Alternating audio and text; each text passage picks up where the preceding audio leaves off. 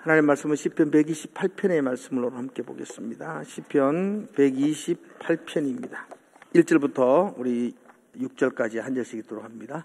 제가 먼저 1절을 읽겠습니다. 여호와를 경외하며 그의 길을 걷는 자마다 복이 있도다. 네가 네 손이 수고한 대로 먹을 것이라. 네가 복되고 형통하리로다. 내 집 안방에 있는 내 아내는 결실한 포도나무 같으며 내 식탁에 둘러 앉은 자식들은 어린 감람나무 같으리로다.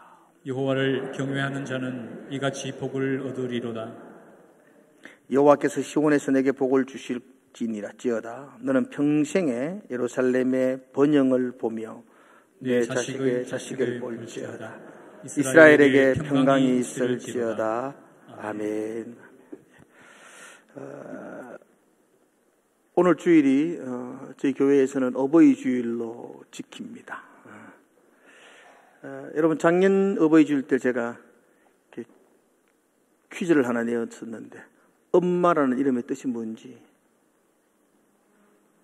기억이 나세요? 어마어마하신 분. 엄마는 어마어마하신 분이라고. 그래서 여러분, 정말로 가슴이 와닿는 말 같아요. 어마어마하시는 부모님. 그래서 기독교는 부모에게 효를 다하는 종교입니다.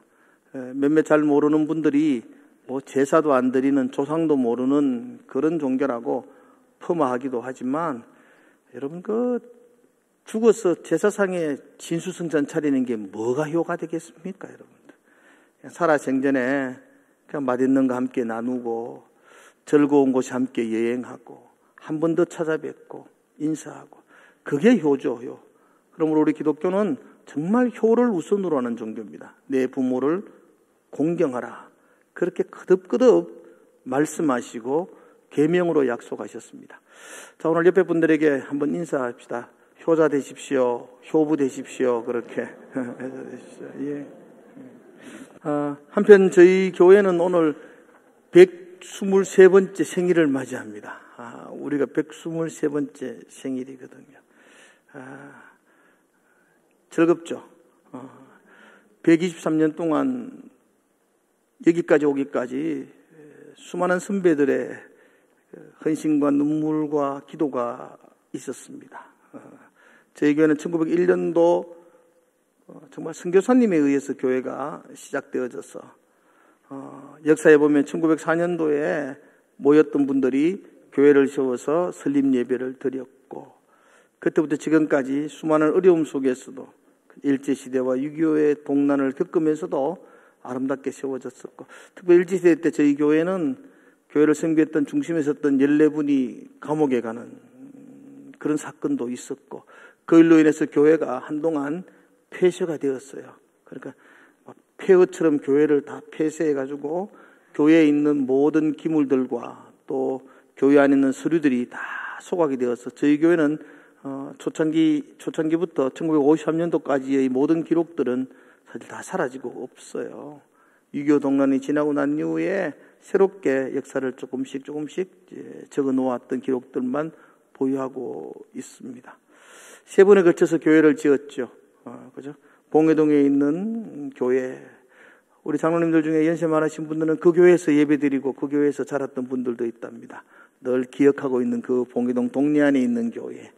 그러다가 온 교회가 힘을 합쳐가지고 신상리에 방주교회를 지었죠. 그 교회 지을 때에도 정말 앞서 있는 우리 귀한 장로님들과 어르신분들이 너무 많이 수고하셨어요. 매일매일 나와서 찜통을 지시면서 그 손수 그 아름다운 교회를 지었죠. 우리 세대에 그 교회에서 예배를 드렸습니다. 저도 한 1년 넘게 한 2년 정도 그 교회에서 예배를 드렸던 기억. 제 어린 시절도 그 교회에서 예배를 드렸던 아주 멋진 교회당을 우리 선배들이 지었었고, 그리고 한 15년 전 여기 지금 이렇게 교회를 지었습니다. 시골에서 이마에 이렇게 예쁘게 짓는 거 쉽지 않았어요. 집안적인 장로님들이 정말로 수고 많이 하셨어요. 여러분들의 상상을 초월한 헌신과 수고가 있었어요. 그죠?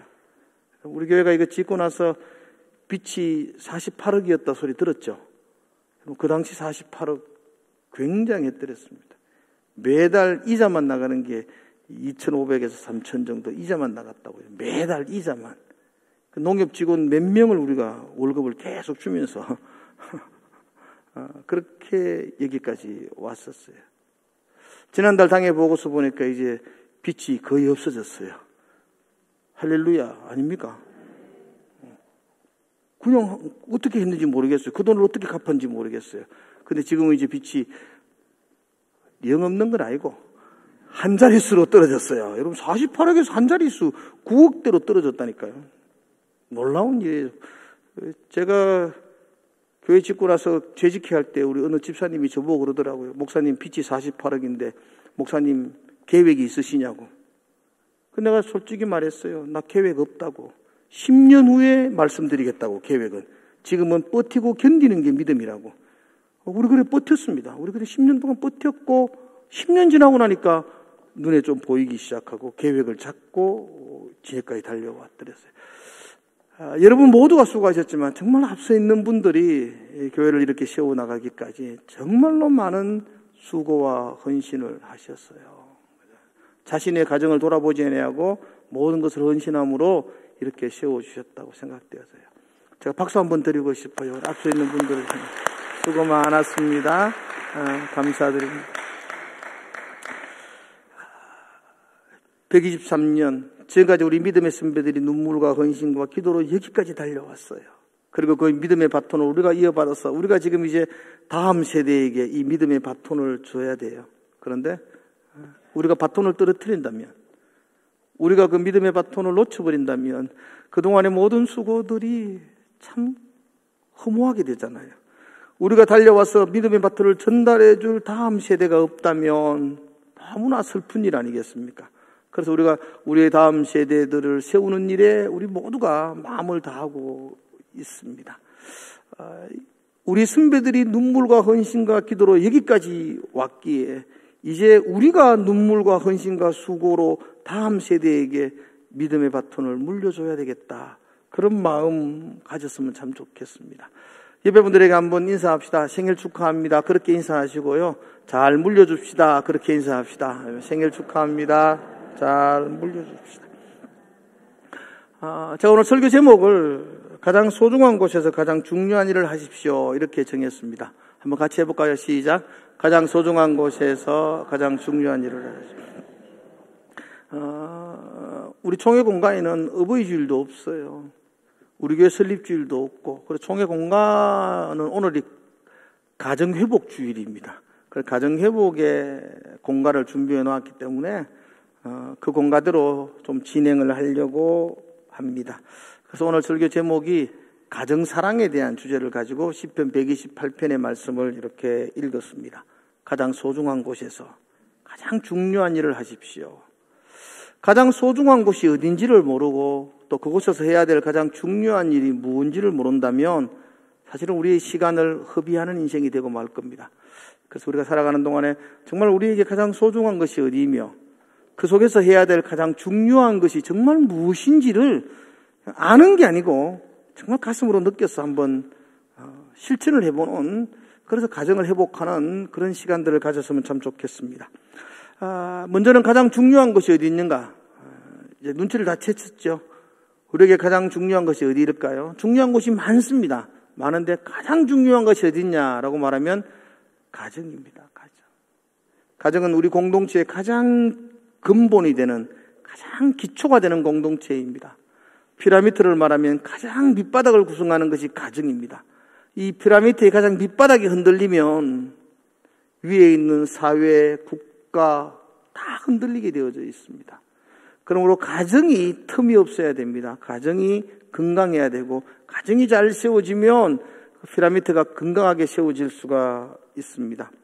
그런 의미에서 가정의 소중함, 우리는 절실하게 깨달아야 할 것입니다. 정말 두려운 것은 요즘 가정이 무너지고 있습니다. 그렇죠? 가정을 가지려고 하지 않습니다. 젊은이들이 결혼을 회피하고 있습니다. 너무 안타까운 이야기고, 또 결혼한 젊은 부부들이 자녀를 가지는 것을 굉장히 걱정하고 있습니다. 예, 자녀 가지는 건 걱정이겠지만 그래서 자녀를 가진다는 것을 굉장히 두려워하고 있습니다. 작년에 우리나라 출산율이 0.72%라고 그러더라고요. 그냥 놀라지도 않죠, 여러분들이. 0.72%라고 말해도. 이게 지금 계속 떨어지고 있다는 거 다 아세요? 계속 떨어지고 있어요. 2년 전만 해도 0.77%가 넘었는데 7, 9%, 이 7, 8%의 카드다가 지금 7, 2% 떨어지면 이제 다음 내년에 되면 0.6%대로 떨어질 것 같아요. 지금 심각하게 지금 다가오고 있습니다. 결혼한 가정들도 우리 기독교인들 가정들은 건강한데 그렇지 못한 사회의 가정들은 결혼 대비 한 50% 정도가 이혼을 하고 있어요. 가정이 급속도로 무너지는 현실을 보고 있습니다. 여러분, 가정은 참 소중합니다. 여러분 정말로 예배드리는 여러분들 기억하셔야 됩니다. 가정은 정말 소중합니다. 그곳에서 행복이 있어야 되고, 그곳에서 웃음이 있어야 되고, 그곳에서 헌신과 사랑이 넘쳐나야 되는 곳, 그곳이 바로 가정입니다. 하나님은 그런 가정이 되기를 축복하고 싶어 하십니다. 그리스도인의 가정이 건강하기를, 그리스도인의 가정이 복되기를, 그래서 그 가정 위에 하나님은 축복을 부어주십니다. 오늘 시편 128편이 하나님이 가정에게 부어주는 축복을 기록해 놓았습니다. 첫 번째 축복이 뭐냐? 그죠? 우리 하나님이 주시는 축복이거든요. 첫 번째 축복이 2절의 말씀입니다. 네가 네 손에 수고한 대로 먹을 것이라.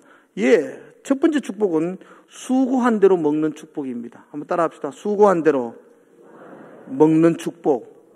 예, 하나님이 우리에게 수고한 대로 먹는 축복을 주시겠다고 약속합니다. 이 말을 하면 많은 사람들이 아이고 그게 뭔 축복입니까? 수고 안 했는데 대박이 나야 그게 축복이지. 그렇죠. 복금이 당첨된다든지 흐름한 땅 하나 사놨더만 100배로 올랐다든지 막 그러면 조화가 막 축복이라고 막 그러는데 수고한 대로 먹는 것 이게 뭔 축복이냐라고 말하기도 합니다. 그런데 성경은 그렇게 말하지 않습니다, 여러분. 성경은 네 손으로 땀 흘린 대로 거두는 것을 복이다 그렇게 말합니다. 우리는 일확천금을 얻는 걸 복이라고 말하죠. 가만히 있는데 대박이 난다. 그러면 많은 사람들이 야 이제 나 놀고 먹겠다 그러는데 놀고 먹는 게 복이라고 생각하죠. 그럼 놀고 먹는 걸 복이라고 생각하는 건 사탄의 속임수입니다, 여러분. 놀고 먹어 보이소 한번. 그게 복인가? 그건 복 아닙니다, 여러분들. 일하고 먹어야지 그게 복이지. 놀고 먹는 건 저주입니다. 근데 사탄이 우리를 계속 속입니다. 일확천금을 누려서 놀고 먹는 것 그걸 복이라고 생각하는데 성경은 수고한 대로 먹는 걸 복이라고 말합니다. 여러분 하나님이 에덴 동산을 우리에게 선물로 주시고 아담과 하와를 거기 두시고 난 다음에 여러분 아담과 하와가 농사 지으며 수고를 했을까요? 아니면 놀고 먹었을까요? 성경을 잘 모르는 사람은 에덴 동산이니까 아담과 하와가 거기서 마음껏 놀고 먹었다고 생각합니다. 그런데 그렇지 않습니다. 성경 자세히 보면은 아담과 하와가 농사 지었어요. 창세기 2장 15절의 말씀 여러분 한번 띄워볼까요? 같이 한번 볼까요? 시작. 여호와 하나님이 그 사람을 이끌어 에덴 동산에 두어 그것을 경작하며 지키게 하시고. 예, 아담과 하와가 에덴 동산에서 그것을 경작했다고요. 경작하는 것이 땅을 일구며 농사를 지었어요. 그걸 지키게 하셨다고요. 관리하고 경작하도록 하셨어요. 그게 복이기 때문입니다. 하나님이 에덴 동산에서 아담과 하와가 놀고 먹으면서 마음껏 누릴 수 있도록 하실 수 없는 게 아니었어요. 근데 그게 복이 아니기 때문에 진정한 복은 땀 흘리며 수고한 것을 먹는 게 복이기 때문에 에덴 동산에서 아담과 하와도 수고하고 땀 흘리면서 그걸 먹으며 하나님 주신 축복을 누렸다고 성경은 말합니다. 그렇죠? 그래서 여러분 일확천금을 얻어서 무의도식 하는 거 그걸 소망하지 마세요. 그건 절대로 복이 아닙니다. 어느 책에서 읽었습니다. 미국 텍사스에서 한 농장을 경영하는 신실한 크리스찬이 있었습니다. 꽤 넓은 농장을 경영했습니다. 농장이 넓으니까 쉴 얘기가 없이 날마다 일을 했습니다. 주변에 많은 이웃들이 있었습니다. 고만고만한 농장을 경영하는 많은 이웃들과 함께 농사를 지었다고 합니다. 그런데 어느 날 이웃 농장에서 석유가 발견되어 버렸습니다. 유전이 터져버린 겁니다. 텍사스에서 유전 나왔거든요. 그리고 그러니까 옆에 농장도 시추를 하니까 거기서 유전이 나오고 그래서 동네가 잔치가 되었어요. 여기저기서 다 유전이 터지고 자기 농장에서 딱 끊어졌답니다. 자기 농장만 유전이 안 터졌다. 나는 하나님께 신실하게 예배하고 기도하는데 왜 옆집은 석유가 터져가지고 대박이 났는데 우리 집은 왜 그렇지 원망도 하고 불평도 했답니다. 하나하나 이웃들은 그 유전을 다 팔고 큰 돈을 받아서 시내로 이사를 했다고 합니다. 40년이 지난 후에 이분이 목사님과 함께 대화를 하면서 그렇게 말했답니다. 나는 그때 많이 원망스러웠고 우리도 기름 조금이라도 한번 나왔으면 좋겠다 생각했습니다. 그런데 40년이 지났습니다. 땅을 팔고 나갔던 이웃들의 이야기를 듣습니다. 대부분의 가정이 이혼을 했습니다. 그 자녀들이 다 방탕하고 마약에 중독되었습니다.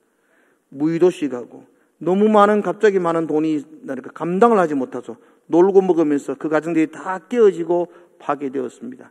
근데 우리 가정은 땀 흘리며 일해야만 했습니다. 우리 자녀들과 함께 일했습니다. 근데 우리 가정의 자녀들은 다 건강하게 그리스도 안에서 아름답게 세워졌습니다.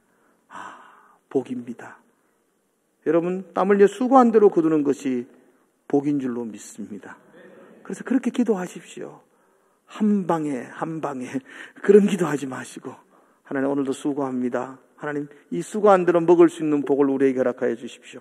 하나님 우리에게 그 복을 우리에게 주시기로 약속을 해 주셨습니다. 두 번째 복입니다. 두 번째 복은 그 다음 3절에 나옵니다. 내 집 안방에 있는 내 아내는 결실한 포도나무와 같으며 내 식탁에 둘러앉은 자식들은 어린 감람나무 같으리로다. 이게 복이랍니다. 너무 평범하죠.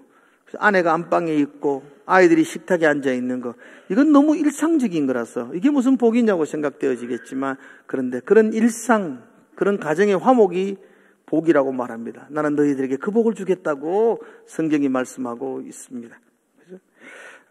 여러분, 왜 아내를 포도나무에 비유했을까? 제가 곰곰이 생각해 봤습니다. 포도나무에 비유한 이유도 많겠지만 제가 생각할 때 그런 이유가 있지 않나라고 생각되어집니다.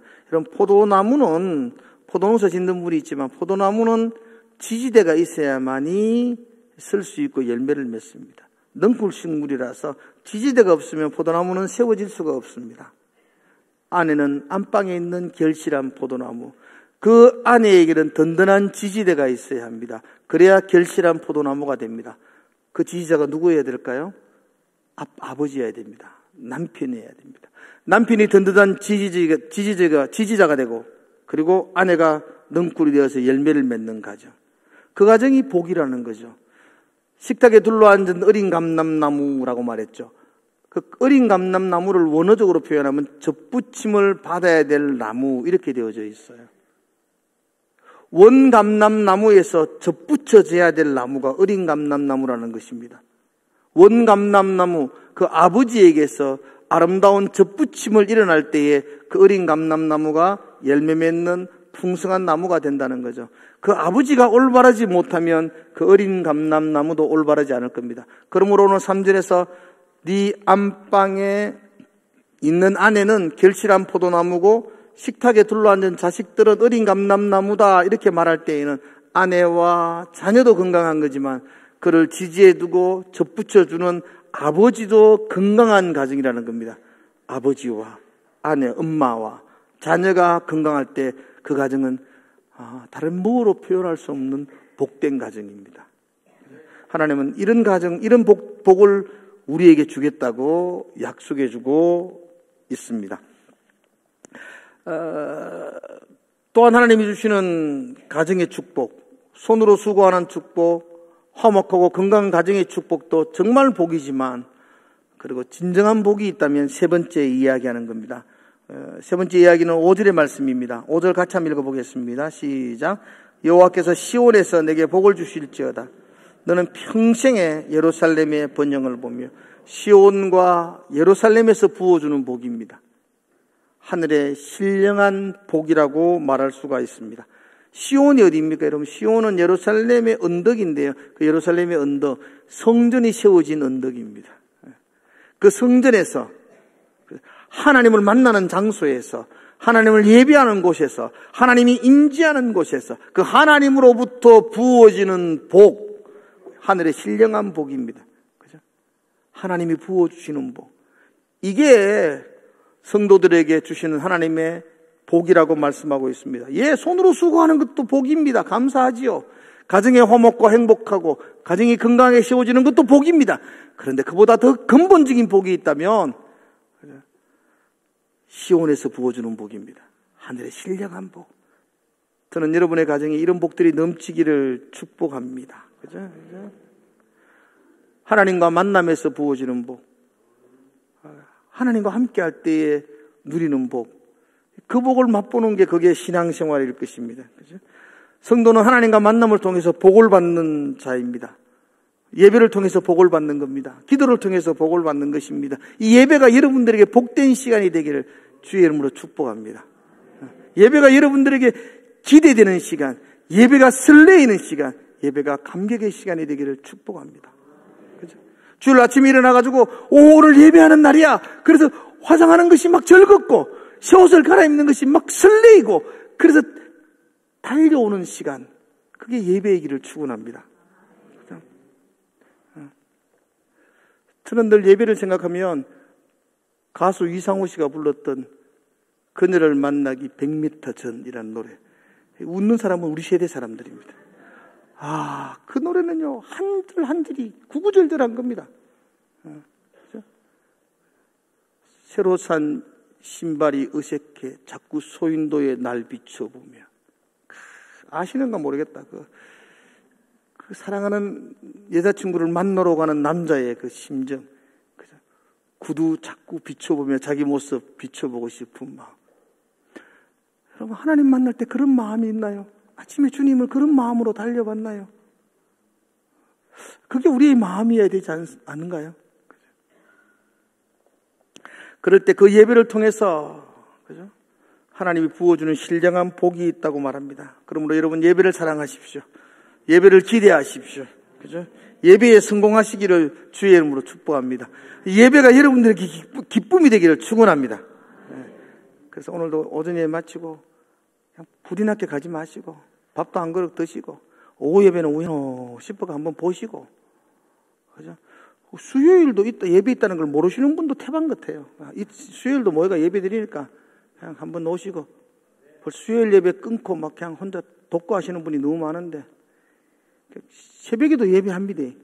새벽에도 어느 광신자들이 모여있나 한번 구경하러 오이소. 막 정신 나가게 예수 믿는 사람들이 새벽에 모이거든요. 그게 누군가 싶어서 한번 보기나 보이소. 막 평생 교회 다니는데 새벽 기도 한 번도 안 해봤다. 새벽 기도가 뭐지? 주님 앞에 갔는데 새벽 기도가 뭐예요? 익하고 있으면 그건 참 부끄러운 거 아니겠습니까? 예배가 여러분들이 치료해야 될 의무 방어전이 아니고 예배가 기쁨이었으면 좋겠어요. 오늘 수요일 한번 보겠습니다. 예배가 기쁨인 사람이 과연 얼마나 될까? 여러분, 정말로 그렇습니다. 하늘에서 부어주는 신령한 하늘의 복, 그건 정말로 우리에게 부은 축복입니다. 자, 그런데 오늘 지금까지 했던 건 서론이고요. 이제 여러분들에게 말씀하고 싶은 이야기, 본론이 있습니다. 하나님은 우리에게 이런 복을 주기로 원하신다. 복을 주겠다고 약속해 주었는데 이 복을 받는 비결이 있다고 말합니다. 참 성경은 너무 멋있는 거죠. 복 받는 비결. 그죠? 손으로 수고한 걸 먹는 게 그 복이고요. 그죠? 가정이 화목하고 행복한 것도 복이고요. 예배를 통해서 하나님의 신령한 하늘의 은혜를 받는 것도 복인데 이런 복을 받는 방법이 있다고 말해요.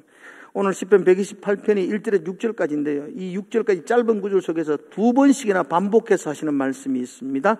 여러분 1절 한번 볼까요? 1절. 같이 읽읍시다. 시작. 여호와를 경외하며 그의 길을 걷는 자마다 복이 있도다. 4절에 같은 말씀하십니다. 시작. 여호와를 경외하는 자는 이같이 복을 얻으리로다. 아멘. 여호와를 경외하는 거 이같이 복을 얻으리로다. 그렇게 말합니다. 우리에게 가장 소중한 곳이 어디입니까? 가정입니다. 그 소중한 곳에서 우리가 정말 해야 될 일이 무엇입니까? 여호와를 경외하는 것입니다. 그게 복이 있다고 말합니다. 여호와를 경외하는 자는 여호와를 경외하는 자 중에 몇몇 사람이 복을 받는 것이 아니고 여호와를 경외하는 모든 자들은 복을 받습니다. 놀라운 이야기 아닌가요? 여호와를 경외하는 사람들 중에 몇몇이 복을 받는 것이 아니고 여호와를 경외하는 자마다 모든 사람들이 하늘의 신령한 복을 받는다라고 약속해 주고 있습니다.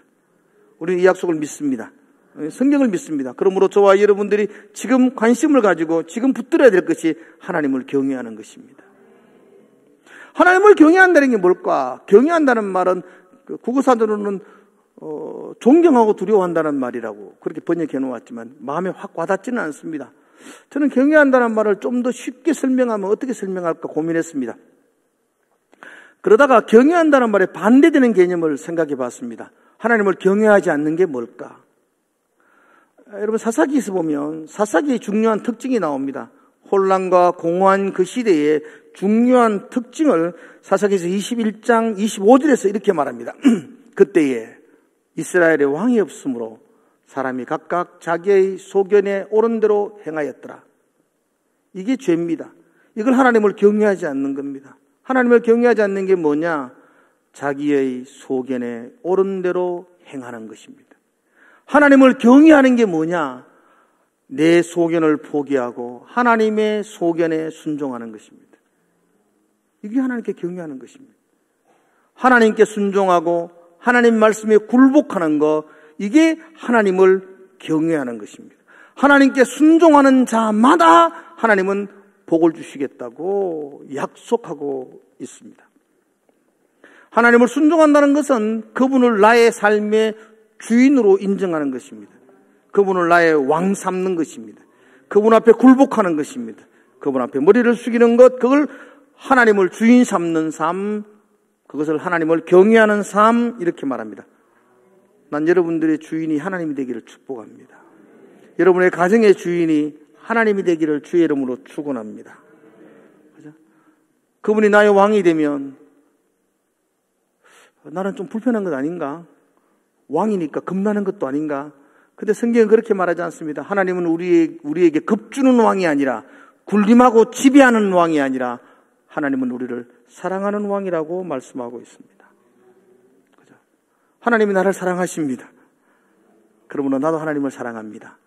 이게 여호와를 경외하는 것입니다.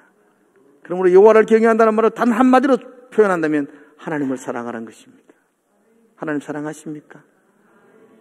오늘 수많은 사람들이 하나님께 예배하고 헌신합니다. 봉사하고 수고합니다. 얼마나 젊은 날 모든 시간을 투자해서 하나님께 봉사합니다. 왜 하셨어요? 사랑하셔서. 사랑하는 게 우선이죠. 봉사 열심히 하고 수고 열심히 한 사람이 연말 되면 저 찾아와가지고 아이고 쉬고 싶어요. 일리가 있기는 하지만 여러분, 사랑하는 것은, 사랑하여 섬기는 것은 기쁨입니다. 사랑하여 섬기는 것은 즐거움입니다. 사랑하여 섬기는 것은 쉬고 싶은 마음이 드는 것이 아니라 더 많이 섬기고 싶은 마음이 드는 겁니다. 내 열심, 내 의, 내 노력으로 섬기면 지치고 쓰러지고 번아웃이 됩니다. 그래서 쉬고 싶습니다. 사랑하십시오. 뭐 하려고 하지 마시고 하나님을 사랑하십시오. 뭔 현금 마야하고 바치려고 생각하지 마시고 하나님을 사랑하십시오. 사랑하고 사랑하는 자들에서 우러나오는 모든 것들이 그게 헌신이고 열심이 되어야 합니다. 여러분의 열정으로, 여러분의 노력으로 헌신하고 열심하는 것은 다 의미 없습니다. 하나님을 경외한다는 것, 사랑한다는 겁니다. 그렇게 사랑할 때에 그분 앞에 나오는 것, 그분 앞에 섬기는 것이 다 내게 기쁨이고 즐거움이 됩니다. 난 여러분들이 예배가, 여러분들의 헌신이 기쁨이 되기를 축복합니다. 그건 여호와를 경외해야 됩니다. 사랑해야 됩니다. 작년에 제 아들이 결혼했습니다. 아들이 결혼식 날 제가 주례했습니다. 사회도 제가 보고. 아들이 결혼식 날 아들이 혼인서약을 했습니다. 그러니까 우리는 교회에서는 이렇게 일관된 혼인서약서가 있습니다. 근데 그거 안 하고 자기들이 짓겠답니다. 그래서 며느리는 며느리대로 나는 남편에게 이렇게 하겠습니다. 또 남편은 아내에게 나는 이렇게 하겠습니다. 그렇게 했는데 저는 다 기억은 안 나고 제일 마지막 부분에 보니까 우리 아들이 그렇게 서약하더라고요. 나는 아내를 위해서 일주일에 한 번씩 떡볶이를 해주겠습니다. 그것까지는 내가 이해를 해요. 일주일에 한 번 떡볶이 해줍니다. 그 다음에 이렇게 말하더라고요. 아내를 기쁘게 해주기 위해서 나는 매일 설거지를 하겠습니다. 이러더라고요. 미쳤다 그랬어요. 그 결혼한다고 정신이 없어가지고 설거지 한다는 약속은 하지만 그걸 매일 한다는 게 그게 쉽지 않아요. 우리 아들 논팽이 아니거든요. 직장 다니거든요. 직장 다니고 와서 설거지 한다는 게 그게 쉽지 않잖아요. 그것도 매일. 그래서 제가 결혼할 때 극하겠지라고 끝을 냈어요. 그리고 내가 근래에 와서 1년 지나고 나서 지금 한 1년 넘게 지났으니까 전화를 했어요. 우리 며느리에게. 야, 민혁이 설거지 잘하나? 그러니까. 매일 한대요. 그리고는 덧붙이는 말이 설거지만 하는 게 아니고요. 매일 청소도 한대요. 그 본인이 퇴근하고 들어오면요. 매일 넓지 않는 집이겠지만 매일 청소를 얼마나 꼼꼼히 하는지. 제가 한 번은 전화해서 저녁 한 7시나 됐기 때문에 전화해서 제가 밖에 나가면 바로 포항이고 바닷가거든요. 너 신혼인데 산책도 좀 하고 놀아라. 놀러도 좀 나가라. 이러니까 며느리가 하는 말이 민혁이가 청소하는데 너무 바빠가지고 나갈 얘기가 없어요. 퇴근해가 청소가 너무 바빠가지고 청소 끝나고 나면 자야 된다는 거야. 그렇게 꼼꼼하게 열심히 그걸 매일 한대요. 원래 그런 아들인가? 아닙니다. 손도 안 대는 놈입니다. 지금도 우리 집에 한 번씩 자거든요. 손도 안 됩니다. 우리 집에 오면은. 총각 때 우리 집 사람이 막 집안일 하다가 한 번씩 부탁하죠. 야, 청소기 한 번만 밀어줘. 그러면요. 온갖 짜증을 내면서요. 청소기 들고 뒤에 갔다가 뒤에 가봅니다. 그냥 그만 끝냅니다. 방금 불러려가 했는지 안 했는지 모릅니다. 근데 그렇게 합니다. 근데 저 집은 그렇게 꼼꼼하게 한답니다. 문제, 이유가 뭘까요? 사랑하니까. 그죠? 그게 기쁨이죠. 사랑하니까 그게 즐거움이죠. 사랑하니까. 여러분, 하나님을 사랑하십시오. 그러면 예배가 기쁨이 될 것입니다. 하나님 사랑하십시오. 그럼 섬기는 것이 여러분들에게 즐거움이 될 것입니다. 억지로 허벅지 찔러가면서 헌신하고 봉사하지 마세요. 여러분 아니면 일할 사람 없을까요? 하나님은 돌들로도 찬양하도록 만드시는 분이라는데 여러분 그냥 노세요. 놀아도 교회는 잘 될 겁니다. 그러나 여러분 사랑하는 마음을 회복하십시오. 그리고 그 사랑 때문에 시간 주님 앞에 오는 게 기쁨이 되어야 되고 그 사랑 때문에 즐거움이 되어야 되고 그 사랑 때문에 주를 위해서 헌신하는 것이 그게 감격이 되어야 되는 거예요. 그게 예수 믿는 거죠. 그게 여호와를 경외하는 것이고 그렇게 여호와를 경외하는 자마다 내가 복을 주겠다고 약속하십니다. 그 하늘의 복이 여러분의 것이 되기를 주의 이름으로 축복을 드립니다. 기도하겠습니다. 사랑합니다. 나의 예수님. 사랑합니다. 아주 많이요. 다시 한 번 더 내 가슴 속에서 하나님의 사랑을 확인하게 하시고 그 사랑을 붙들고 주님 앞에 나가게 하여 주시옵소서. 예수님 이름으로 기도드리옵나이다. 아멘. 다 함께 나서 찬양할까요?